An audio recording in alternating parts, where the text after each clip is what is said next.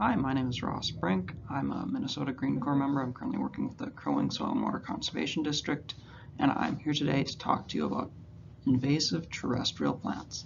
Now we're going to do this in a couple steps. Like the first step, we're going to define an invasive plant and talk about why they're bad, and then we're just going to kind of run through a couple examples of common plants to Minnesota, and then we might talk a little bit about controlling invasive plants. So when we say disrupt an ecosystem, we kind of mean just biodiversity loss, like we're losing plant species.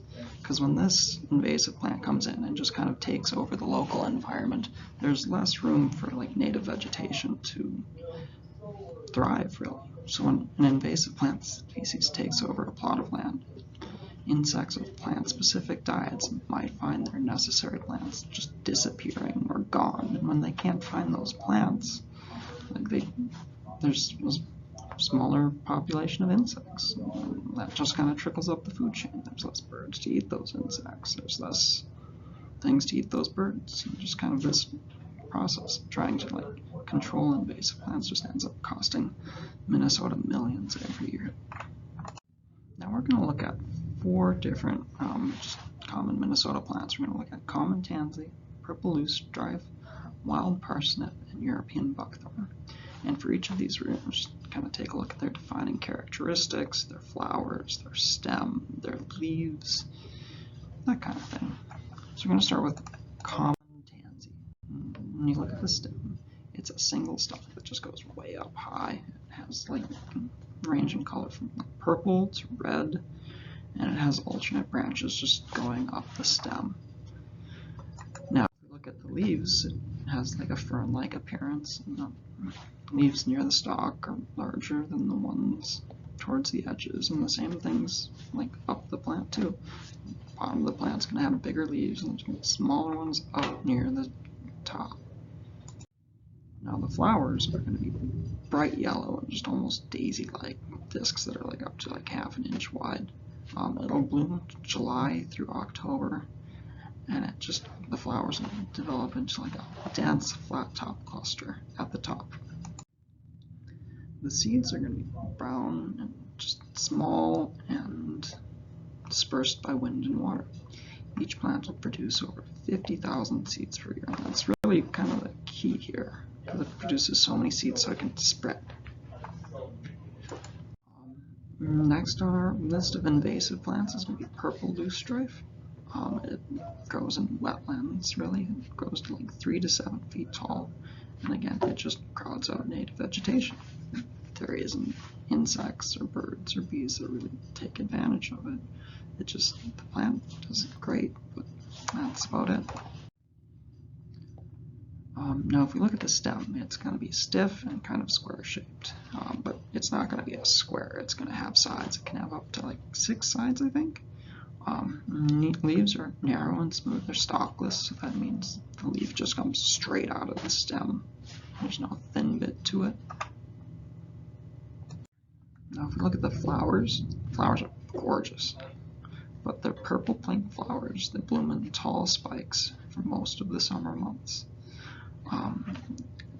Multiple rings of flowers kind of bloom at once, and because the flower is this long stalk, it kind of starts blooming at the bottom and slowly works its way up. Flowers typically will have 6 petals, and one flower cluster or plant will produce up to 300,000 seeds per year. Again, a ton of seeds, so it can just spread. And no natural predators, so there's really no competition for it. Next plant we're going to talk about is wild parsnip. It reaches 4 to 6 feet tall when flowering. It's a perennial, so it grows it flowers once, and then just kind of dies. And this is kind of one you want to be wary of, because the sap itself can kind of burn your skin. Now the leaves are compound leaves with 5 to 10 leaflets. It's always an odd number though, because it's pairs down the leaflet until you get to the end where there's just a single leaf, so it's always odd number. The stem leaves are going to be kind of a yellow-green type color, and again, just like the first one we talked about, the leaves towards the top of the plant are going to be smaller than the ones near the base. Now the stem is going to be short, grooved, and hollow, and there's going to be a big, long, thick taproot. And then the flowers are going to form a flat-topped flower cluster, like 2 to 6 inches wide at the top of the plant. It blooms from June to like late summer. And again, one plant produces about 20,000 seeds, which is kind of less than we've seen so far, but still, it's just a ton of seeds. The last plant we're going to talk about is European buckthorn. It's kind of a tall shrub that goes up to 20 feet tall. You kind of see it in the forest understory. It kind of, one plant will like spread and then kind of branch out and just kind of have the shape of a crown. The bark is going to be like shiny gray to brown, and the twigs often end in like short, stout thorns. The leaves are going to be oval shaped. Now, the leaves of the buckthorn are going to be oval shaped with kind of smaller teeth. It stays green until late fall, a lot later than like native species.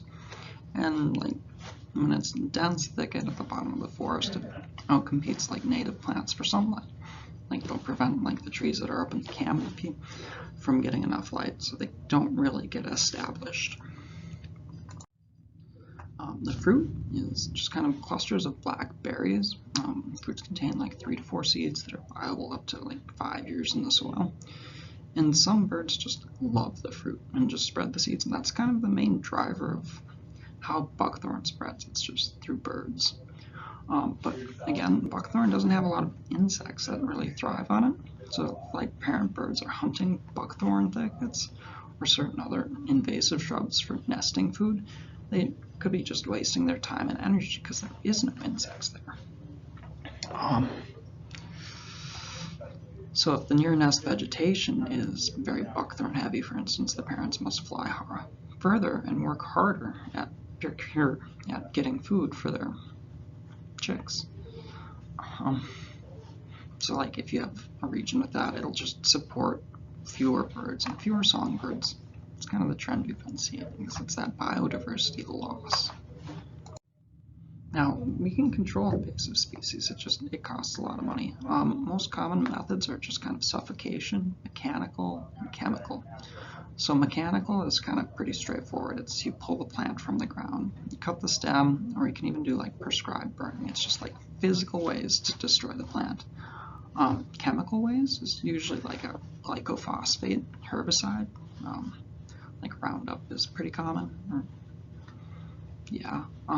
Suffocation. Suffocation is another method. It's kind of easy. It just takes a little longer. Where you just kind of cover the area of invasive plants in this dark plastic, and then sunlight doesn't get through. Everything dies, and then after a couple of years, you pull the plastic up and you just put down seed before the invasives can get established again. Thank you for coming and listening. I hope you learned something. If you have any questions, you can like email or phone me or just visit our website.